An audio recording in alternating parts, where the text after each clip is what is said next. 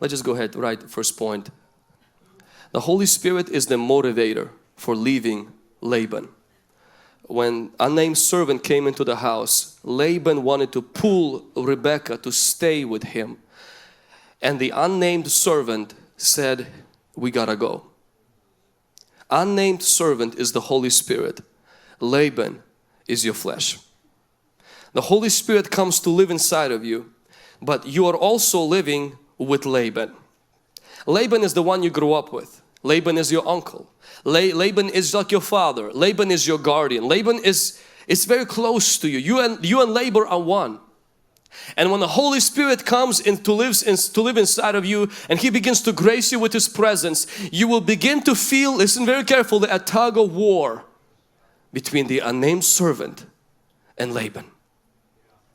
Because they are different, and you can't take Laban with you on the journey. You're gonna have to learn to let go of Laban. The way we overcome our flesh is not by fighting our flesh, it's surrendering to the Holy Spirit.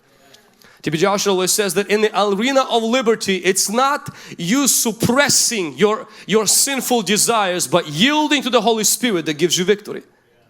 As Christians, we're not in Buddhism, we're not in other isms in religions where you are fighting against your natural proclivities towards sin. We are not fighting our sin or fighting our flesh. Our number one goal is to cling to the unnamed servant. And as we do that, something begins to happen. We begin to detach ourselves from our Laban.